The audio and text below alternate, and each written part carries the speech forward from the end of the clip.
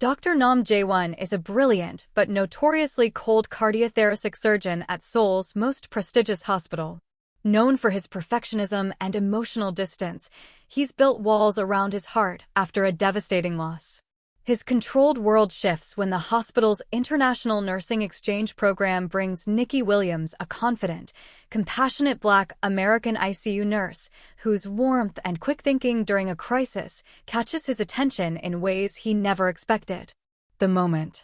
After weeks of tension-filled encounters in the operating room, where their professional chemistry is undeniable but their personalities clash, Jae-Won finds himself working late with Nikky during a hospital-wide emergency.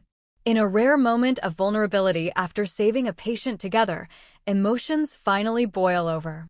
As Nikky turns to leave his office, he moves to the door, quietly closing it, his usual composure cracking as he finally admits what he's been fighting. Close the door. You are mine now, not as a command, but as a confession he can no longer keep inside. Before we dive into today's story, take a moment to subscribe to our channel if you love deep love stories, slow burn romance, and emotional connections that stay with you long after the story ends.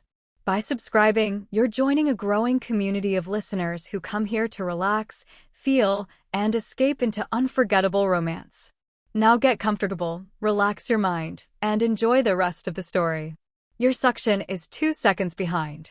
Nikky Williams didn't flinch at the clipped tone cutting through the operating room. She adjusted her stance beside the surgical table, eyes fixed on the open chest cavity before her, and increased the pressure on the suction catheter exactly as needed. The blood cleared. Dr. Nam Jae-Won's gloved hands moved with mechanical precision, placing another suture in the damaged coronary artery. Better, he said, though it sounded less like praise and more like grudging acknowledgement of basic competence. She'd been at Seoul Central Hospital for 3 weeks now. 3 weeks of 12-hour shifts in the cardiothoracic ICU, 3 weeks of broken Korean phrases and apologetic bows. 3 weeks of proving herself over and over to nurses who whispered when she passed and doctors who looked through her like she was made of glass. But none of them had quite the same effect as Dr. Nam. The surgery lasted another 90 minutes. Nikky's shoulders ached, her feet throbbed in her surgical clogs, but she maintained her focus. She learned quickly that Dr. Nam's operations demanded absolute attention. One wandering thought, one moment of distraction, and his dark eyes would find you through his surgical loops with a look that could freeze blood. When the final suture was placed and the patient's chest closed, Dr. Nam stepped back from the table. He stripped off his gloves with sharp, efficient movements. Post-op protocol, he said to the room, not to anyone specifically. Standard monitoring. I want vitals every 15 minutes for the first 2 hours. His gaze landed on Nikky. Nurse Williams, you'll take first watch in ICU. It wasn't a question. Yes, Dr. Nam. He was already walking toward the scrub room, his surgical cap coming off to reveal black hair that fell slightly across his forehead.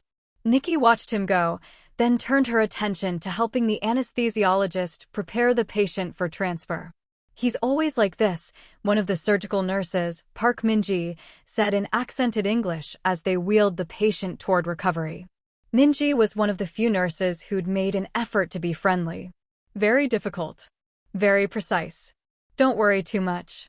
I'm not worried, Nikky said, and it was mostly true. She'd dealt with difficult surgeons before during her years at Johns Hopkins. But there was something different about Dr. Nam's particular brand of cold professionalism. It felt personal, even though she knew it couldn't be. He treated everyone with the same icy distance. The ICU hummed with the familiar sounds of monitoring equipment and ventilators. Nikky had requested this unit specifically when she'd applied for the exchange program. Critical care was her specialty, her passion. She loved the intensity, the high stakes, the way every decision mattered. Even if it meant working under someone like Dr. Nam. She settled into the monitoring station, her eyes tracking the patient's vitals on the screen. Blood pressure stable. Heart rate elevated but within acceptable range. Oxygen saturation good. She made her notes in the chart, her handwriting careful and precise. Nurse Williams. She turned. Dr. Nam stood behind her, still in his surgical scrubs, a tablet in his hand. Up close, she could see the faint shadows under his eyes, the sharp line of his jaw.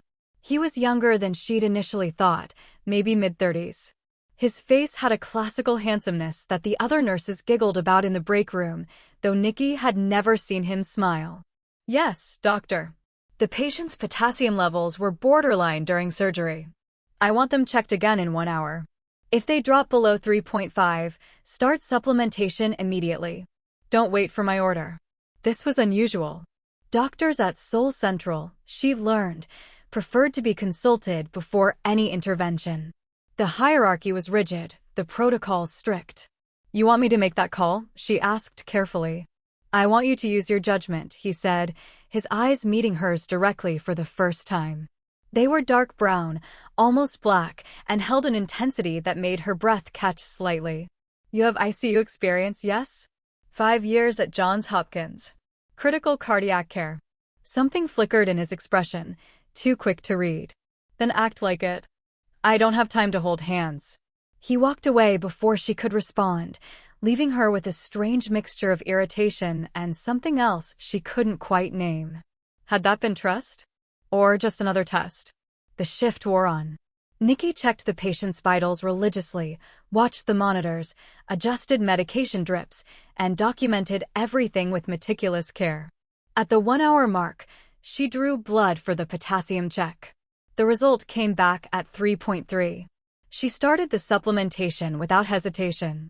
Dr. Nam appeared 20 minutes later, checking the chart. He scanned her notes, his expression unreadable. "Good," he said simply, and left again.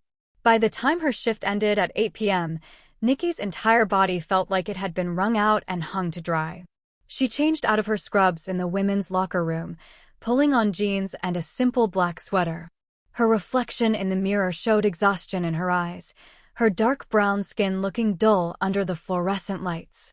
She ran a hand over her hair, pulled back in a low bun, and decided she was too tired to care. The subway ride back to her small apartment in Jae-Won took 40 minutes. She'd chosen the neighborhood because it was more diverse, more accustomed to foreigners. Even so, she felt the stares. Always the stares. On the train, in the convenience store, walking down the street. Some curious, some hostile, most just confused. As if they couldn't quite figure out what to make of her. She was used to being seen. As a Black woman in America, visibility came with the territory. But here in Seoul, it felt different. More isolating. At home, she'd had community, family, friends who understood without explanation. Here, she had Minji's tentative friendship and a lot of very polite distance. Her apartment was tiny, barely larger than her hospital locker room, but it was hers. She heated up leftover jjigae from the restaurant downstairs, ate it standing at her narrow counter, and fell into bed by 10. She dreamed of the operating room, of Dr. Nam's precise hands and cutting voice, and woke up at 5 a.m. more tired than when she'd gone to sleep. The next 2 weeks fell into a pattern. Surgery after surgery, Dr. Nam's exacting standards, the careful dance of anticipating his needs before he voiced them. Nikky learned to read his body language, the slight tilt of his head that meant he wanted a different instrument, the barely perceptible tension in his shoulders when something wasn't going according to plan. She also learned that his coldness wasn't reserved for her. He maintained the same professional distance with everyone. The senior surgeons. The residents who rotated through his service. The administrative staff. If anything, he seemed to exist in a carefully constructed bubble of solitude, interacting with others only when absolutely necessary. He wasn't always like this, Minji told her one afternoon in the break room. They sat at the small table, sharing vending machine coffee that tasted like hot cardboard. "Before I started here, maybe 4 years ago, something happened. His fiancée, I think. An accident. No one talks about it." Nikky absorbed this information quietly. It explained nothing and everything at once. "He's a good surgeon," she said neutrally. "The best," Minji agreed. "That's why they keep him, even though he's so difficult. He saves people no one else can save." That much was true. Nikky had watched him perform surgeries that seemed impossible, had seen him remain calm during complications that would have panicked lesser surgeons. Whatever walls he'd built around himself, they didn't extend to his patients. For them, he gave everything. The breakthrough came during an emergency surgery on a Friday night. A 42-year-old woman, trauma from a car accident, her aorta torn and bleeding into her chest cavity. They had minutes, not hours. Nikky was assisting along with 2 residents and another scrub nurse. The operating room crackled with tension as Dr. Nam worked to clamp the damaged vessel. Blood kept obscuring the field. Suction couldn't keep up. "I need better visualization," Dr. Nam said, his voice tight. Nikky moved without thinking. She adjusted her suction angle, using her free hand to apply gentle pressure on the surrounding tissue, creating a pocket of clear space. It was a technique she'd learned from a surgeon at Hopkins, unconventional but effective. Dr. Nam glanced up at her, and for a moment their eyes met over their masks. He gave a small nod, then placed his clamp with perfect precision. The surgery took 3 hours. When it was over and the patient was stable, Dr. Nam pulled off his mask in the scrub room. Nikky was washing her hands at the adjacent sink. "That visualization technique," he said. "Where did you learn it?" "Dr. Patterson at Johns Hopkins. He specialized in trauma repair." Dr. Nam nodded slowly, drying his hands. "It was effective. Thank you." He paused at the door, seeming to consider something. "You have good instincts," he said finally. "Better than most of the nurses here. Better than some of the residents." It was the closest thing to a compliment she'd heard from him. Before she could respond, he was gone. But something had shifted. Over the next week, she noticed small changes. Dr. Nam consulted her during surgeries, asking her opinion on approach angles or monitoring concerns. He started addressing her by name instead of just Nurse Williams. In the ICU, he lingered longer at the monitoring station, discussing patient care in a way that felt almost collaborative. The other nurses noticed too. The whispers in the locker room grew more frequent, more speculative.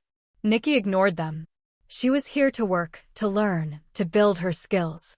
Whatever Dr. Nam's reasons for thawing slightly, it made her job easier. That was all that mattered. Or so she told herself. The truth was more complicated.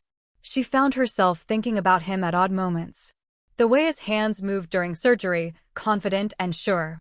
The rare occasions when his expression softened while checking on a recovering patient. The glimpses of the person beneath the ice. She was attracted to him.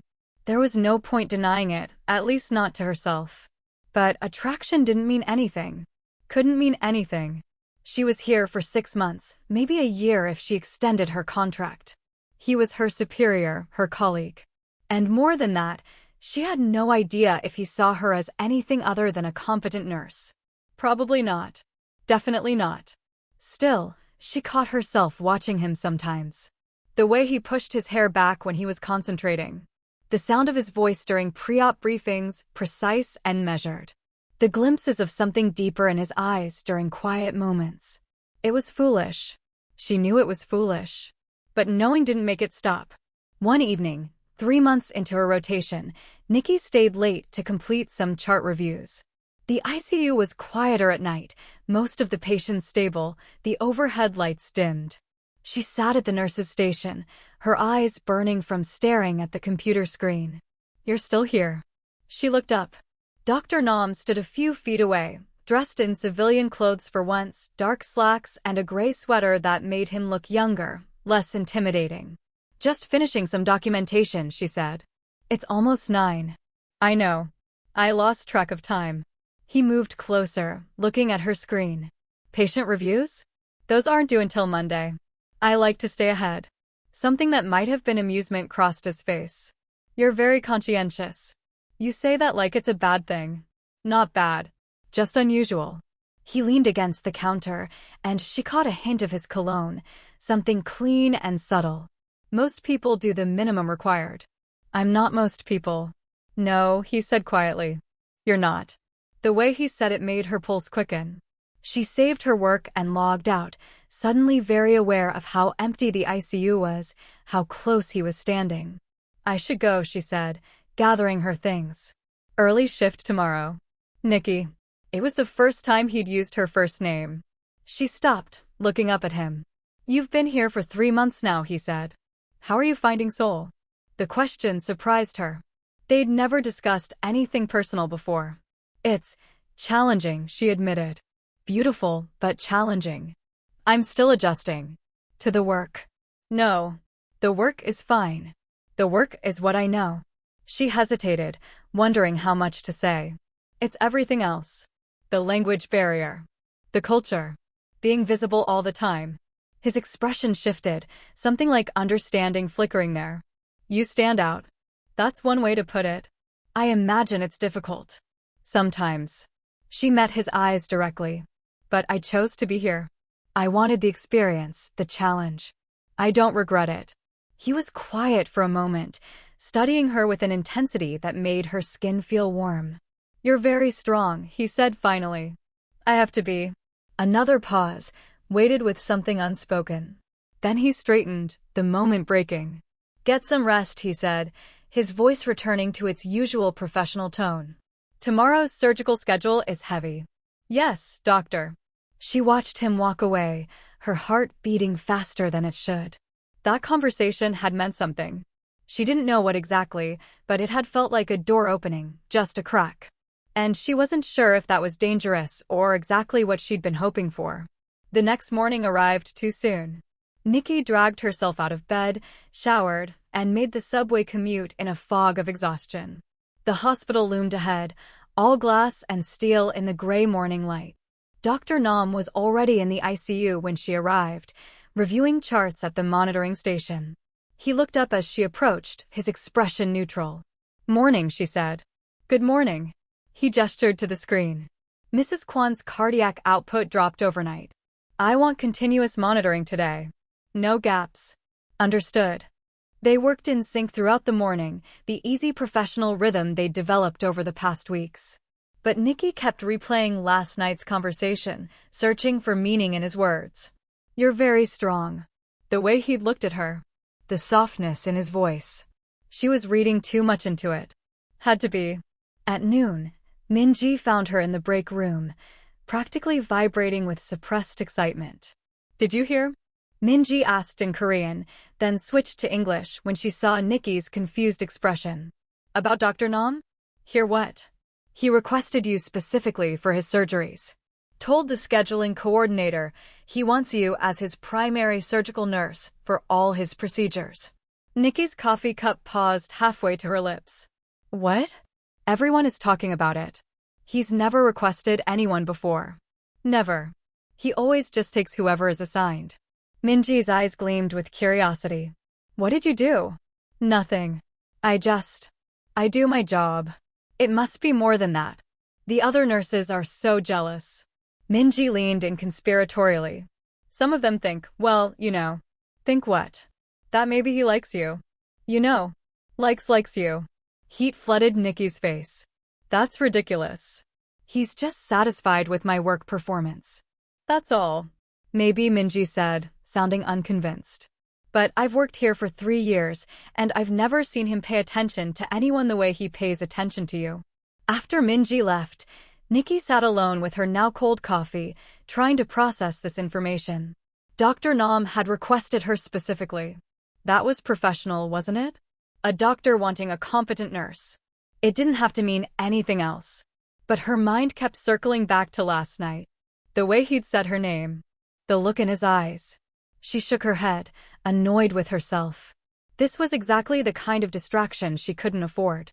She was here to build her career, not to develop feelings for an emotionally unavailable surgeon who probably saw her as nothing more than a reliable set of hands in the operating room. The afternoon brought 2 surgeries back-to-back. Nikky assisted on both, hyper-aware of Dr. Nam's presence beside her. She watched his hands, precise and steady. Listened to his voice calling for instruments, calm even when complications arose. Tried not to think about what it would feel like to have those hands touch her outside the surgical theater. Stop it, she told herself firmly. After the second surgery, as they scrubbed out, Dr. Nam spoke without looking at her. I heard you haven't had a day off in 3 weeks. I picked up some extra shifts. Why? The question surprised her. The experience. And the money doesn't hurt. He was quiet for a moment, drying his hands with mechanical precision. You should rest. Burnout serves no one. I'm fine. You look tired. She bristled slightly at that. Thanks. He finally looked at her, something unreadable in his expression. I didn't mean it as an insult. I'm concerned. Concerned, she repeated carefully. You're a good nurse. I don't want to lose you to exhaustion. There it was again. That crack in his armor. She searched his face for more, but he'd already turned away, disposing of his surgical cap and gown. Take the weekend, he said. That's not a request. Yes, doctor. She did take the weekend, spending it in her tiny apartment alternating between sleep and restless pacing. She tried to read, tried to watch Korean dramas to improve her language skills, but her mind kept wandering back to the hospital. To Dr. Nam. This was becoming a problem. On Monday morning, she arrived to find the ICU in controlled chaos. A multi-vehicle accident on the highway had brought in 6 critical patients overnight. 2 were in the cardiac ICU, both needing immediate surgery. Dr. Nam was already in surgical gear, reviewing scans with a resident. He glanced up as Nikky approached. Good. You're here. We need to operate on both patients, but we don't have enough time to do them sequentially. I'll take the more critical case. Dr. Park will handle the other. He paused. I need you with me. Of course. The surgery was brutal. A young man, mid-20s, his chest crushed by the steering wheel. His heart had been bruised, one of the valves damaged. Dr. Nam worked with focused intensity, his hands never faltering even as complications mounted. Nikky matched his pace, anticipating his needs, providing support without being asked. They moved together like they were choreographed, each knowing instinctively where the other would be. For hours later, they emerged victorious. The patient would need extensive recovery, but he'd live.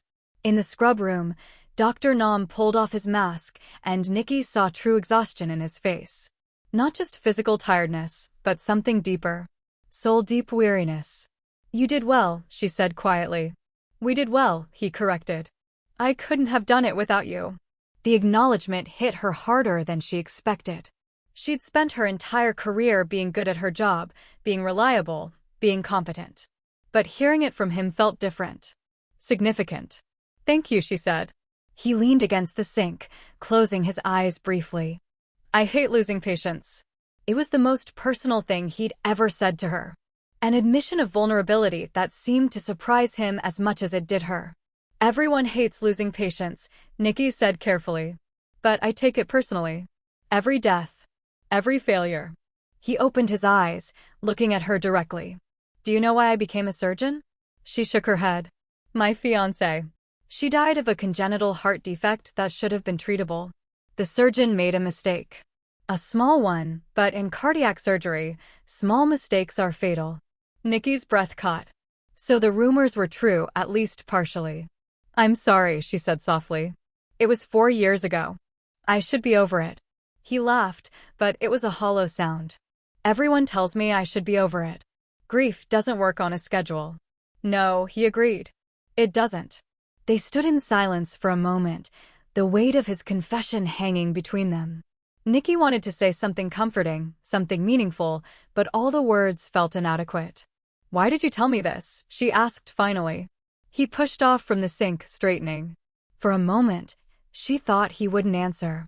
Then he said, quietly, because you asked why I'm the way I am. I saw the question in your eyes, even if you never spoke it. And I wanted you to understand. I'm not trying to be difficult. I'm trying to be perfect, because anything less is unacceptable. He met her gaze. But perfection is exhausting. You don't have to be perfect with me, Nikky said before she could stop herself. Something shifted in his expression. Don't I? The air between them felt charged, heavy with unspoken things. Nikky's pulse hammered in her throat. She could feel the moment balanced on a knife's edge, ready to tip one way or another. But before either of them could speak, the door opened and Dr. Park stuck his head in. Jae-Won, we need you. The other trauma patient is crashing. Dr. Nam was moving immediately, the vulnerability vanishing from his face as professional focus took over. Nikky followed, pushing her emotions down, locking them away. There would be time to think about this later. Maybe. The rest of the week blurred together in a haze of surgeries and ICU rounds. Dr. Nam maintained his professional distance, but Nikki could feel something different underneath. A tension that hadn't been there before. An awareness. She caught him watching her sometimes. Not obviously, but in peripheral glances. The way his eyes would find her across the ICU. How he'd pause mid-sentence when she entered a room. Or maybe she was imagining it. Projecting her own growing feelings onto him. On Friday evening, as she was preparing to leave, Dr. Nam appeared at her locker. "Do you have plans tonight?" he asked without preamble. Nikki's heart stuttered. "No." "Why?" "There's a restaurant in Gangnam. Very quiet, very private. The owner is a former patient. He serves the best galbi in Seoul." He hesitated, and she realized with shock that he looked almost nervous. "Would you like to join me for dinner?" Every professional instinct screamed at her to say no. To maintain boundaries. To protect herself from the inevitable complications. "Yes," she heard herself say. His shoulders relaxed slightly. "I'll pick you up at 7. Text me your address." He walked away before she could change her mind, leaving her standing in the locker room with her phone in her hand and her heart racing. This was a terrible idea. A spectacular, career-threatening, emotionally dangerous idea. But as she typed her address into a new message, her hands were steady. At 6:30, Nikki stood in front of her bathroom mirror, trying on and discarding her fifth outfit. She'd settled on dark jeans, a deep burgundy blouse, and simple jewelry. Her hair was down for once, falling in soft waves around her shoulders. She looked good, she thought. Professional enough not to seem like she was trying too hard, but nice enough to show she'd made an effort. The knock on her door came at exactly 7.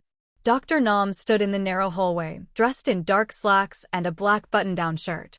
Out of his surgical scrubs, away from the hospital, he looked different. More human. Devastatingly handsome. "Hi," she said, suddenly nervous. "Hi." His eyes traveled over her, and she saw appreciation in his gaze. "You look beautiful." The compliment, so simple and direct, made her breath catch. "Thank you. You clean up pretty well yourself." A hint of a smile touched his lips. Nikki realized she'd never seen him really smile before. It transformed his face, softening the hard edges. "Shall we?" he asked, gesturing toward the elevator. The restaurant was exactly as he'd described, small, intimate, tucked away on a quiet street. The owner greeted Dr. Nam warmly, bowing deeply before showing them to a private room with low tables and cushioned floors. "I hope this is all right," Dr. Nam said as they settled onto the cushions. "I know it's traditional style. If you're not comfortable." "It's perfect," Nikki assured him. They ordered, and as they waited for the food, an awkward silence descended. In the hospital, they always had patients and procedures to discuss. Here, stripped of their professional context, Nikki realized she had no idea how to talk to him. "How long have you been in Seoul?" he asked finally. "Almost 4 months now." "Do you like it?" "The city, I mean. Not just the hospital." She considered the question carefully. "It's complicated. Seoul is beautiful and the food is incredible, and I love the energy of the city. But it's also lonely sometimes. I'm always an outsider here." "Because of your race," he said quietly. "Yes. At home, I'm Black. That comes with its own challenges, its own history. But here, I don't even know what I am here. A curiosity. A novelty. Definitely not normal." Dr. Nam was quiet for a moment, his expression thoughtful. "I can't pretend to understand what that's like. But I imagine it's exhausting." "It is," she admitted. "Constantly being seen but never being understood. People make assumptions. That I'm here to teach English, or that I'm in the military, or that I'm some kind of exotic adventure. Is that what you think I see?" The question hung between them, heavy with implication. Nikki met his gaze directly. "I don't know what you see." "I see someone brilliant," he said, his voice low and intense. "Someone dedicated and compassionate and brave. Someone who moved halfway across the world to challenge herself. Someone who doesn't back down, even when I'm being impossible." He paused. "I see, Nikki. Not a category. Not an assumption. Just you." Her throat tightened with emotion. "Jae-Won. You asked me why I told you about my fiancé," he continued. The truth is, I haven't talked about her with anyone in years. But with you, it felt natural. Safe. He looked down at his hands. You make me feel things I thought I'd buried. What kinds of things? Hope. Interest. The desire to let someone in again. He raised his eyes to hers. Fear. Because letting someone in means risking everything. The food arrived, interrupting the moment. They ate slowly, the conversation shifting to safer topics. Medicine, travel, books they'd read. But underneath every word, Nikky could feel the current running between them. Attraction. Connection. Possibility. After dinner, Dr. Nam drove her home through the illuminated streets of Seoul. At her building, he parked and walked her to the entrance. Thank you for tonight, Nikky said. I had a really good time. So did I. He hesitated, then reached out to touch her cheek gently. His fingers were warm against her skin. Nikky, I need you to know something. What? This isn't just attraction for me. This isn't casual. His eyes searched hers. I don't do casual. I don't let people in easily. If we do this, if we explore whatever this is between us, it will matter. It will be complicated and difficult and probably ill-advised given that we work together. I know, she whispered. And you're still interested? Yes. He leaned in slowly, giving her time to pull away. She didn't. His lips met hers in a kiss that was soft and careful and full of restrained emotion. Nikky's hands came up to rest on his chest, feeling his heartbeat racing under her palms. When they broke apart, he rested his forehead against hers. I'll see you Monday, he said quietly. Monday, she agreed. She watched him drive away, her lips still tingling, her heart full of something that felt dangerously close to joy. This was definitely a terrible idea. But maybe terrible ideas were exactly what she needed. The weekend passed in a strange, suspended state. Nikky replayed the kiss approximately 1,000 times in her mind, analyzing every moment, every sensation. She texted with Jae-Won, brief messages that felt weighted with meaning. Good morning. How are you? Thinking about Friday night. That last one had come from him, sent late Saturday night. She'd stared at her phone for 10 minutes before responding with a simple, me too. Monday arrived with a mixture of anticipation and dread. What would it be like seeing him at the hospital? Would things be awkward? Would he regret what happened? She needn't have worried. When she arrived at the ICU, Jae-Won was in the middle of morning rounds. He looked up as she approached, and something warm flickered in his eyes. Good morning, Nurse Williams, he said formally, but there was the slightest emphasis on her name. Good morning, Dr. Nam. They fell into the familiar routine of patient care, but Nikky was hyper-aware of every interaction. The way his hand brushed hers when passing a chart. How he stood just slightly closer than necessary during rounds. The small smile he gave her when no one else was looking. It was intoxicating and terrifying in equal measure. At lunch, she found a note tucked into her locker. His handwriting neat and precise. Rooftop. 6 p.m. If you can. The rooftop was technically off-limits after hours, but Nikky had discovered that rules at Seoul Central Hospital were more like suggestions. She took the service elevator up at 6:15, stepping out into the cool evening air. Jae-Won stood at the railing, looking out over the city. He turned when he heard her approach. You came, he said. Did you think I wouldn't? I wasn't sure. He gestured to a bench against the wall where he'd set out coffee and pastries from the hospital cafe. I know this isn't very romantic. It's perfect. They sat together, the city sprawling below them, lights beginning to twinkle as dusk fell. Nikky sipped her coffee, comfortable in the silence. I've been thinking, Jae-Won said finally. About us. About what this means. And? I want to be honest with you. I'm not good at relationships. My last one ended in tragedy, and I've spent 4 years convincing myself that I'm better off alone. He turned to look at her. But you've disrupted that very neat, very controlled worldview. Is that a good thing? I think so. But it scares me. Nikky set down her coffee, taking his hand in hers. His fingers were long and elegant, surgeon's hands, but they trembled slightly at her touch. It scares me too, she admitted. I came here to focus on my career. Getting involved with a colleague, especially one who's technically my superior, is the last thing I should be doing. We should probably stop this now, Jae-Won said. Before it goes any further. Probably. Neither of them moved. Their hands remained entwined. I don't want to stop, Nikky said quietly. Neither do I. He leaned in and kissed her again, deeper this time, less tentative. His hand came up to cradle the back of her head, fingers threading through her hair. Nikki's entire body felt like it was vibrating with want. When they finally broke apart, both breathing hard, Jae-Won rested his forehead against hers. We need to be careful, he said. At work. We can't give people reason to talk. I know. No one can know. Not yet. Maybe not ever. The words stung slightly, but Nikky understood. The hospital's hierarchies were rigid. The cultural expectations even more so. A relationship between them would invite scrutiny and judgment she wasn't sure either of them could handle. Okay, she agreed. We'll be careful.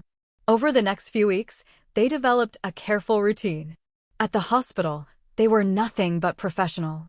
Courteous, efficient, focused on patient care. But in stolen moments, the rooftop at odd hours, late dinners at quiet restaurants far from the hospital, brief encounters at her apartment when schedules aligned, they built something real.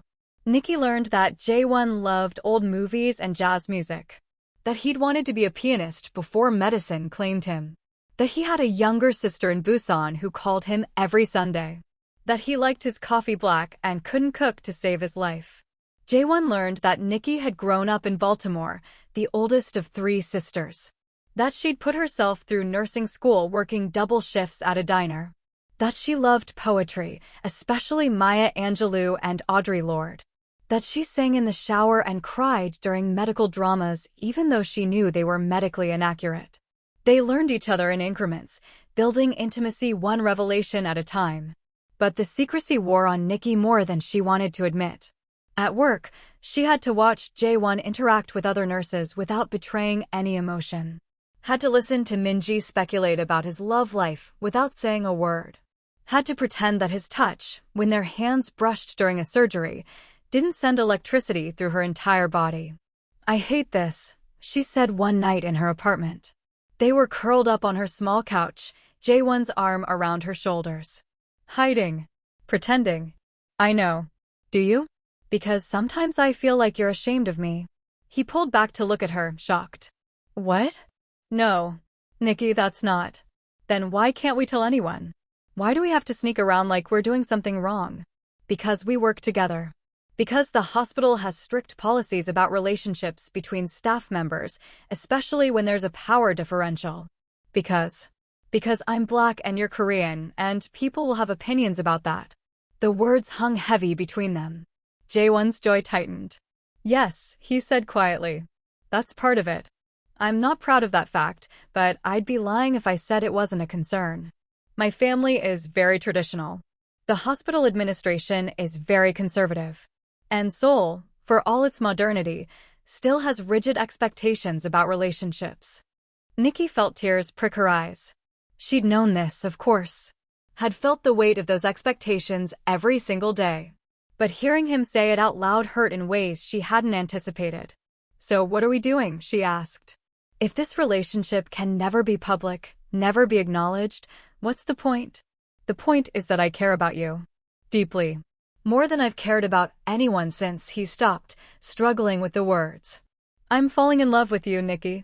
That's terrifying and inconvenient and complicated, but it's true. Her breath caught. You're falling in love with me? Yes. But not enough to tell anyone. That's not fair. Isn't it? They sat in tense silence. Finally, Jae-Won stood. I need to think, he said. About what I'm willing to risk. About what's fair to you. He looked at her, and she saw real anguish in his eyes. I don't want to hurt you.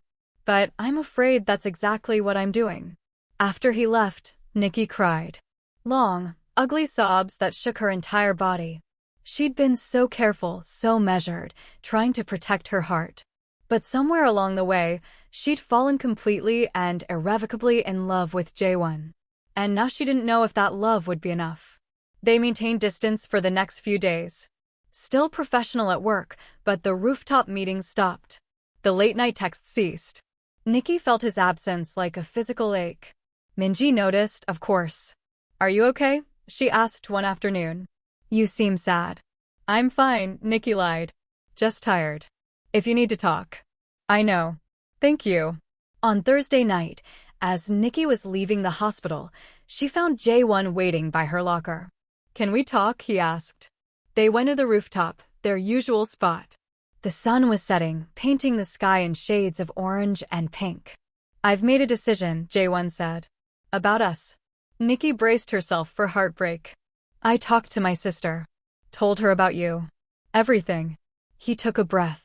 "She told me I was being an idiot. That life is too short to let fear dictate your choices. That if I'd found someone who makes me happy, I should hold on to that with everything I have." "What are you saying?" "I'm saying that I don't care what people think. I don't care about hospital gossip or family expectations or cultural norms. I care about you." He took her hands in his. "You were right. Hiding is cowardly. And you deserve better than a relationship conducted in shadows." Jae-Won. "I'm not saying it will be easy. There will be judgment. Complications. But I want to try. Publicly. If you still want that." Relief and joy flooded through her. "Of course I want that." He kissed her right there on the rooftop where anyone could see. When they broke apart, both smiling, Nikki felt lighter than she had in weeks. "So what now?" she asked. "Now we figure it out together. One step at a time." The next Monday, they arrived at the hospital together. It was a statement, deliberate and clear. Nikki saw the stairs immediately, felt the weight of dozens of eyes tracking their movement through the lobby. Let them stare, she thought. Let them talk. In the ICU, the reaction was mixed. Some of the nurses were supportive, Minji practically squealing with delight. Others were more reserved, disapproval evident in their tight smiles and clipped tones. Dr. Park congratulated Jae-Won with a knowing grin. The hospital administration called them both in for a meeting about their professional relationship and potential conflicts of interest. They handled it all with grace and honesty. Yes, they were involved. No, it wouldn't affect their work.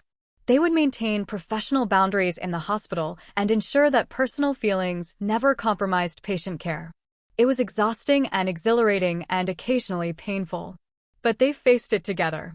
3 weeks after going public, Nikki was working a late shift when all hell broke loose. A massive emergency, a tour bus accident on the highway, brought in 27 patients at once. The hospital mobilized every available staff member.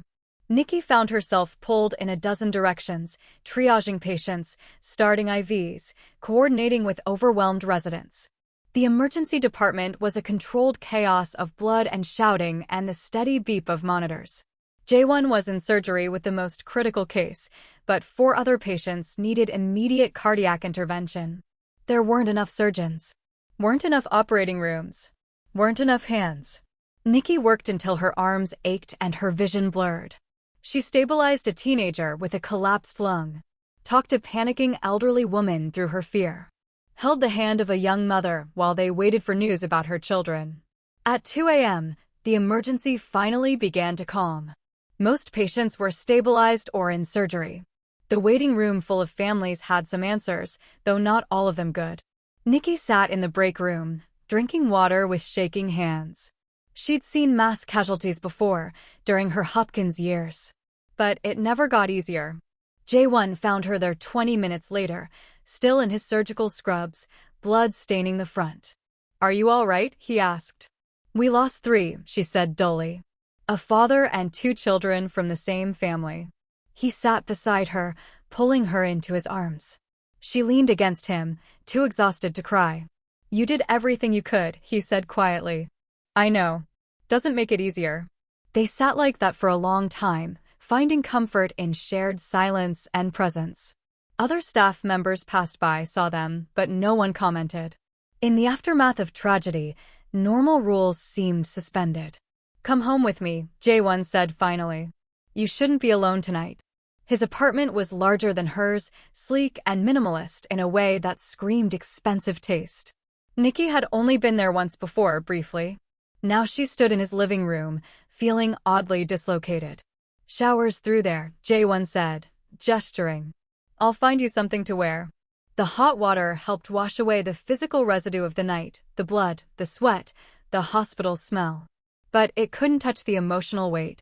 When Nikky emerged in one of Jae-Won's t-shirts, he was sitting on the couch, staring into space. She sat beside him, and he immediately pulled her close.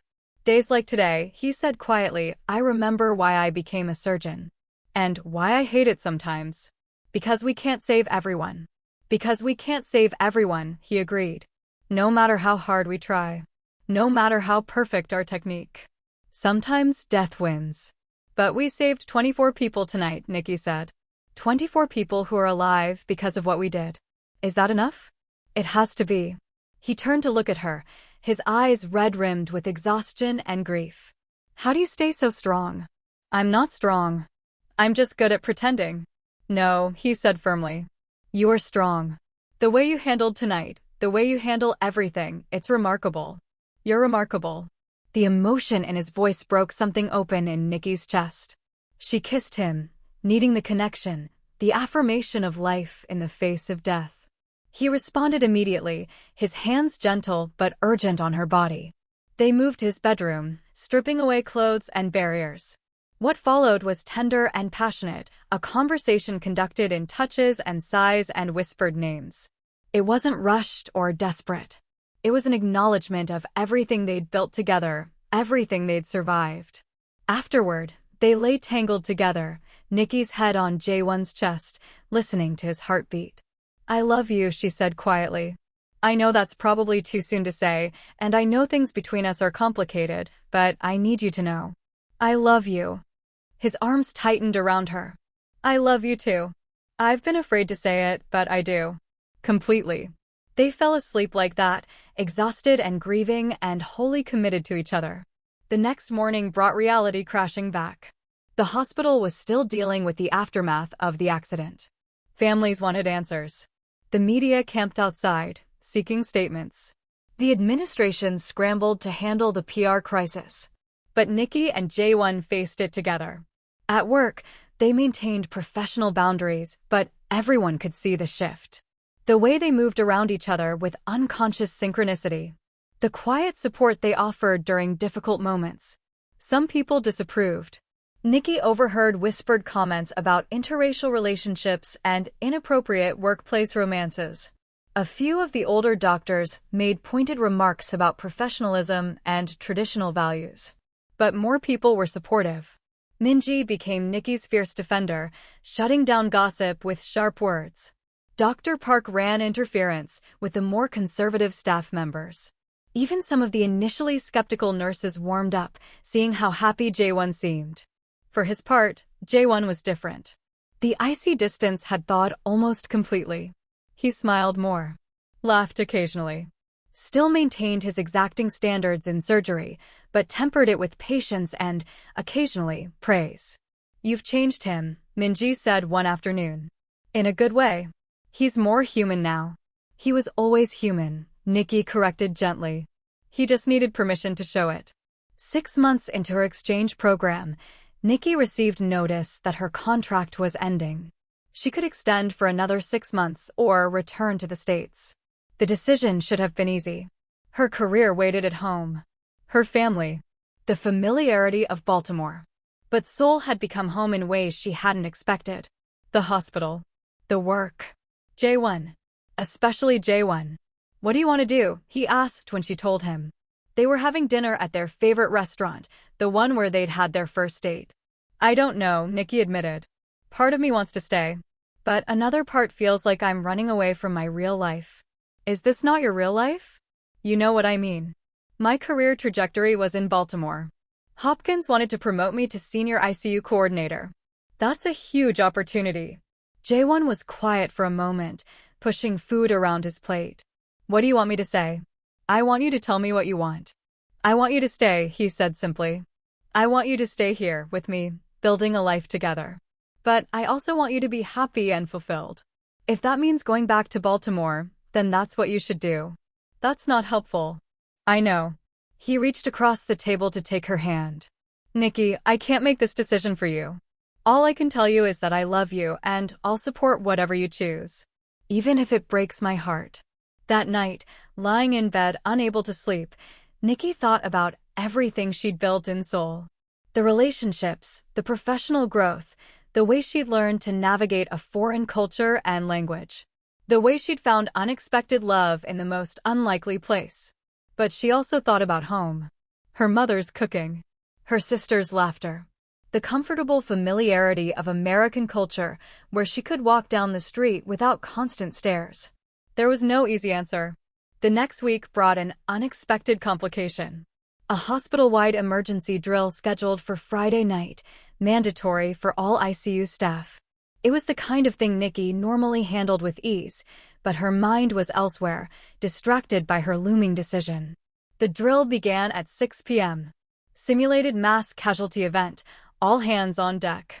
Nikky moved through the motions mechanically, triaging fake patients, coordinating with overwhelmed residents, managing the controlled chaos.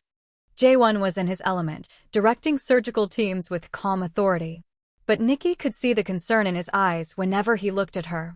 She wasn't performing at her usual standard, and they both knew it. At 8 p.m., the drill ended. Most of the staff filtered out, exhausted and ready to go home. But Nikky stayed behind, reviewing her performance notes, frustrated with herself. "You're being too hard on yourself," Jae-Won said, appearing beside her monitoring station.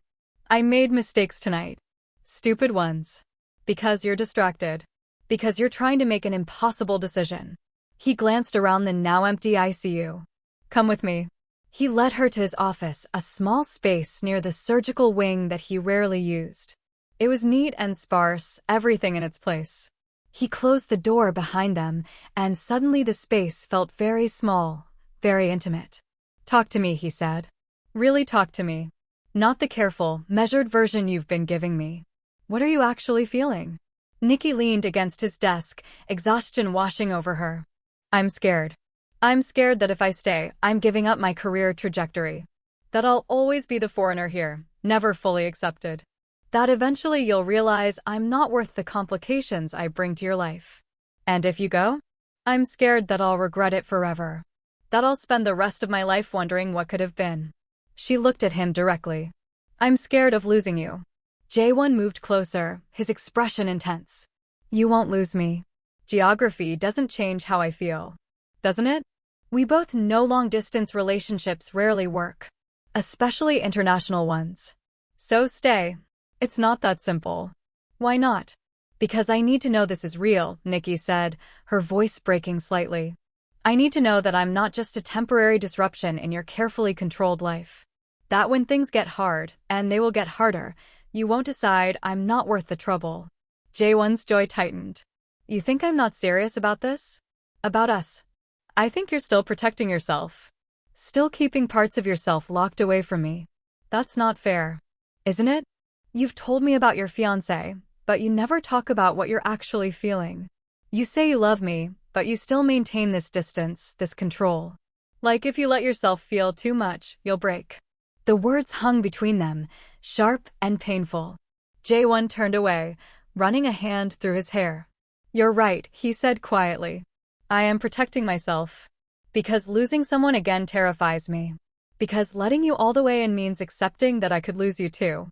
But that's what love is," Nikky said. "Risk. Vulnerability. Choosing to give someone the power to hurt you, because the alternative, being alone, is worse." He turned back to her, and she saw raw emotion in his face. Not the controlled surgeon. Not the careful mask. Just Jae-Won, exposed and honest. "I don't want you to go," he said, his voice rough. "I want you here. I want to wake up next to you every morning. I want to build a life with you, complications and all. He stopped, struggling with the words. "What?" "I want to marry you," he said. "Eventually. When the timing is right. When we've figured out the career stuff and the cultural stuff and all the impossible logistics. I want you to be my wife." Nikky's breath caught. "You want to marry me?" "Yes." "Is that so surprising?" "A little." "You've never mentioned." "Because I was afraid. Because saying it out loud makes it real, makes it something I could lose." He crossed to her, taking her hands. "But I'm tired of being afraid. I'm tired of protecting myself at the expense of what I actually want. Which is you." Just you. However I can have you. The vulnerability in his voice, in his eyes, broke through the last of Nikki's defenses. She pulled him close, kissing him with everything she felt, love and fear and hope and need all tangled together. When they broke apart, both breathing hard, Jae-Won rested his forehead against hers.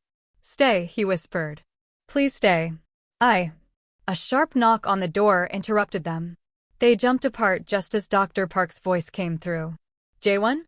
Are you in there? We have an emergency." Jae-Won opened the door, instantly professional. "What is it?" "Trauma patient incoming. 22-year-old male, motorcycle accident, suspected cardiac tamponade. ETA 5 minutes. You're the only cardiothoracic surgeon in the building." "I'm coming." He glanced at Nikki. "You're with me. Always." They moved into familiar rhythm, the personal conversation shelved as professional urgency took over. But something had shifted.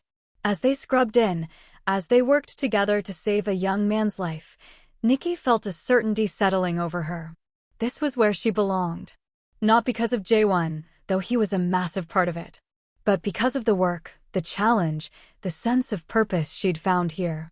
Seoul had become home in ways Baltimore never quite had. The surgery lasted 3 hours. Complicated, delicate work that required absolute focus. But when it was over and the patient was stable, Nikki felt a deep sense of satisfaction. This was what she'd come here for. This was what she wanted to keep doing. In the scrub room, as they cleaned up, Jae-Won turned to her. "You made a decision," he said. "It wasn't a question." "How did you know?" "I can see it in your face. The uncertainty is gone." Nikki took a breath. "I'm staying. I'm going to extend my contract and then see about making it permanent. Not because of you, well, not only because of you, but because this is where I want to be. Where I need to be." Relief and joy flooded Jae-Won's face. He pulled her into his arms, right there in the scrub room, not caring who might see. "Thank you," he said quietly. "For what?" "For choosing us. For being brave enough to take this risk. We're both taking a risk." "Yes," he agreed. "But it's a risk worth taking." They stood like that for a long moment, holding each other, letting the decision settle. Then Jae-Won pulled back slightly, his expression growing more serious. "Close the door," he said softly. Nikki looked at him, confused. "What?" He released her, moving to the door. He closed it quietly, leaning against it as he looked at her with an intensity that made her pulse race. "Close the door," he repeated. "You are mine now." It wasn't a command. It was a statement of fact, a recognition of everything they'd built together. A promise. "I am," Nikki agreed, moving toward him. "And you're mine." "Yes." She kissed him then, pouring everything into it, all her fears and hopes and love. When they finally broke apart, both smiling, the future felt less frightening. Still complicated, still uncertain, but possible. "We should probably get out of here," Nikki said. "Before someone comes looking for us." "Probably." But neither of them moved. "Jae-Won." "Yes. I love you. I need you to really hear that. Not as something I'm saying because you said it first or because I feel like I should. But because it's true. You've changed my life in ways I never expected. You've made me braver, stronger, more willing to take risks." His eyes grew suspiciously bright. "You've done the same for me. Before you, I was just going through the motions. Existing, not living. You reminded me what it feels like to actually be alive." They stood there, the scrub room fluorescent lights harsh overhead, hospital sounds filtering in from the hallway. Not romantic by any conventional standard. But to Nikki, it was perfect. This was their reality. Hospital corridors and emergency surgeries and stolen moments between crises. A love built in the margins of demanding careers, across cultural divides, against the odds. But it was real. And it was theirs. "Come on," Jae-Won said finally, taking her hand. "Let's go home." "Your place or mine? Does it matter?" "Not really." They left the hospital together, walking through the quiet parking lot as the sun began to rise. Another shift over, another crisis managed. And ahead of them, a future they'd chosen together. It wouldn't be easy. There would be challenges, visa complications, cultural adjustments, family expectations to navigate. Nikky would have to deal with continued stares and questions. Jae-Won would have to face judgment from more conservative colleagues. They'd have to figure out how to maintain professional boundaries while building a personal life. But they'd face it all together. One day, one surgery, one moment at a time. As they drove through Seoul's waking streets, Nikky looked over at Jae-Won. His profile in the morning light, strong and steady. His hand reached over to take hers, their fingers intertwining naturally. "What are you thinking?" he asked. "That I'm exactly where I'm supposed to be." "Me too." 6 months later, Nikky stood in the ICU, reviewing patient charts. Her Korean had improved significantly, enough that she could understand most conversations and communicate without constant translation. The other nurses had warmed to her, accepting her as part of the team. Even the doctors who'd initially disapproved had come to respect her skills. Minji appeared beside her, grinning. "Have you seen Dr. Nam today?" "Not yet." "Why?" "He's wearing the tie you got him." "The blue one." Nikky smiled. It was their private signal. When Jae-Won wore that particular tie, it meant he wanted to have dinner together that night. A small thing, but it was their way of staying connected during long workdays. "We're having his sister visit this weekend," Nikky said. "First time meeting her in person. I'm nervous." "You'll be fine. She'll love you. Everyone loves you." "Not everyone. The ones who matter do." Minji squeezed her shoulder. "You and Dr. Nam are good together. Anyone can see that." Later that afternoon, during a complex surgery, Nikky found herself in perfect sync with Jae-Won. She anticipated his needs before he voiced them, handed him instruments at exactly the right moment, provided support without being asked. It was a dance they'd perfected over months of working together. "Excellent work," Jae-Won said as they closed. His eyes met hers over his mask, warm with pride and love. "Thank you, doctor." In the scrub room after, when they were alone, he pulled down his mask and kissed her quickly. "Still nervous about meeting my sister?" "Terrified." "Don't be. She already loves you based on what I've told her. And even if she didn't, it wouldn't change anything. You're stuck with me. Promise?" "Promise." That night, they had dinner at their restaurant, the same place where everything had started. As they ate and talked and laughed, Nikky felt a deep sense of contentment. This was her life now. These were her choices. The stares in the restaurant didn't bother her as much anymore. Let people look. Let them wonder. She and Jae-Won were building something real, something lasting. That was all that mattered. "I have something for you," Jae-Won said as they finished their meal. He pulled out a small box, setting it on the table between them. Nikky's heart stuttered. "Jae-Won, it's not what you think." "Not yet." He opened the box to reveal a delicate silver bracelet. "It's a promise. That when the time is right, when we've built the foundation we need, I'll ask you properly. With a proper ring and a proper proposal." "You don't need to." "I want to. I want you to know that this isn't temporary for me. That I'm in this completely, for the long term." He took her hand. "So will you accept this? This promise of a future together?" Tears pricked Nikky's eyes. "Yes. Of course, yes." He slipped the bracelet onto her wrist, and she admired the way it caught the light. Simple, elegant, perfect. "I love you," she said. "I love you too." They left the restaurant hand in hand, walking through Seoul's busy streets. A Korean man and a Black American woman, defying expectations and cultural norms, building a life together one day at a time. It wasn't always easy. Some days were harder than others, filled with microaggressions and misunderstandings, and the exhaustion of constantly navigating between cultures. But they had each other. They had their work. They had a future they were actively creating. And that was enough. More than enough. That night, in Jae-Won's apartment that had slowly become their apartment, Nikky stood at the window looking out over the city. She felt his arms come around her from behind, his chin resting on her shoulder. "Any regrets?" he asked quietly. "Not a single one." "Good. Because you're stuck with me now." She turned in his arms, smiling. "Is that so?" "You are mine," he said, echoing those words from months ago. "And I am yours." "That's not changing." "Promise?" "Promise." They stood there together, two people who'd found each other against all odds. Who'd chosen each other despite the complications. Who'd built something real in the spaces between surgeries and cultures and fears. Outside, Seoul glittered with a million lights.